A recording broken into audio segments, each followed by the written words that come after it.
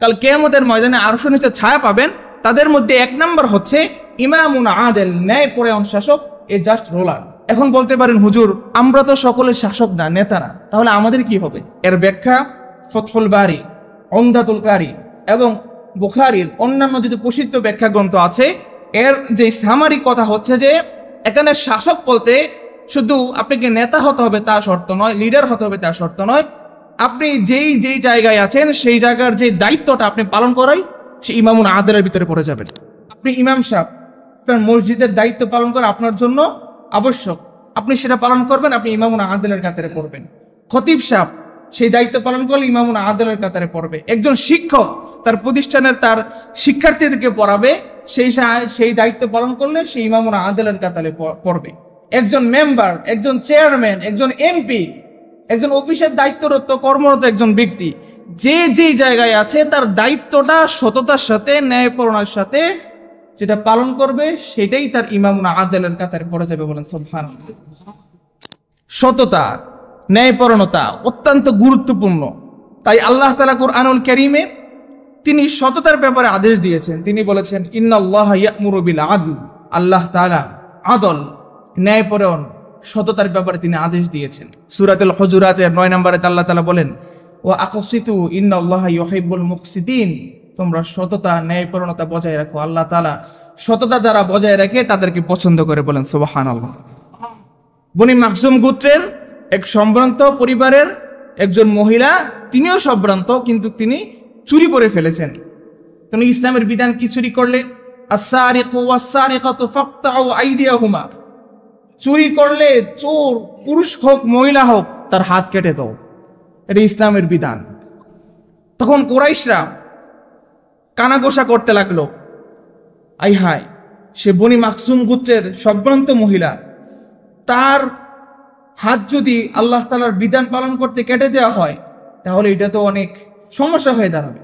এত বড়, এত হাই কোয়ালিটি সম্পন্ন ফ্যামিলি মেয়ে যদি তার হাত কাটা হয় তাহলে তো অনেকটা অসম্মানের কারণ হবে। তখন কুরাইশরা সকলে কানাঘোষা করলো, তারা তাদের নিকট সাহস নেই, তারা রাসূলুল্লাহর নিকট যে সুপারিশ করবে রাসূল হাতটা কাটা যাবে না। তখন তারা সকলে একজনকে সিলেক্ট করলো যে আমি একজনকে পাঠাবো যে রাসূলুল্লাহর অত্যন্ত প্রিয়, যাকে পাঠিয়ে এই ব্যাপারে রাসূলুল্লাহর নিকট সুপারিশ করবে। তখন সকলে সিলেক্ট করলো রাসূলুল্লাহর প্রিয় সাহাবী ওসামা ইবনে যায়েদ।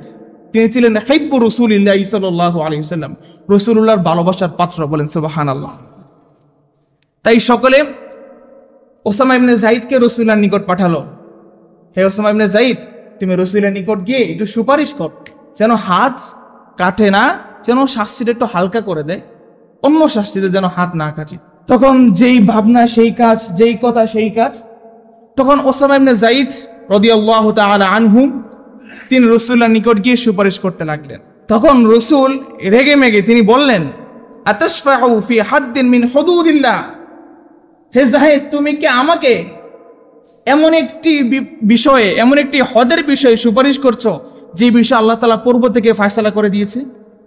তখন রাসূল তার সুপারিশ দেখে রাগান্বিত হয়ে মসজিদে নববীর মিম্বরে আরোহণ করে তিনি তার দ্ব্যর্থহীন কণ্ঠে তিনি বলে গিয়েছেন, হে আমার উম্মত, তোমরা জেনে রাখো তোমাদের পূর্ববর্তী মানুষরা এই কারণে ধ্বংস হয়েছে।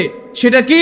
তাদের মধ্যে যখন সম্ভ্রান্ত পরিবারের কেউ খারাপ কাজ করত তারা ছেড়ে দিত, আর নিম্ন শ্রেণীর মানুষরা খারাপ কাজ করলে তাদেরকে শাস্তি দিত, এই জন্য তারা ধ্বংস হয়েছে।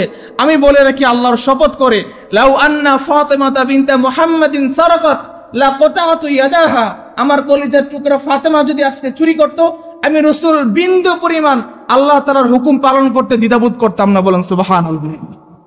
আমার রাসূলের কলিজার টুকরা ফাতেমা যদি চুরি করতো, রাসূল বলেছে এখন তো আমি তোমাদেরকে আদেশ দিব হাত কাটতে, আমার কলিজার টুকরা ফাতেমা যদি চুরি করতো তোমাদেরকে আদেশ করতাম না, আমি রাসূল বাবা হয়ে আল্লাহর হুকুম পালন করে দিতাম। বলেন আল্লাহু আকবার।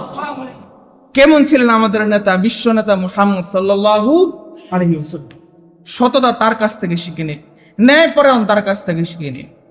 তাই আমাদের সকলের উচিত প্রতিটা ক্ষেত্রে যেই দায়িত্ব আছে সেই দায়িত্বের ব্যাপারে সৎ হওয়া, সততা বজায় রাখা। তাহলে কাল কিয়ামতের ময়দানে সেই দিন কোনো আল্লাহর ছায়া তারা কোনো ছায়া থাকবে না, সেই ছায়া আল্লাহ তাআলা আমাদেরকে আশ্রয় দিয়ে মেহমানদারি করাবেন। বলেন সুবহানাল্লাহ।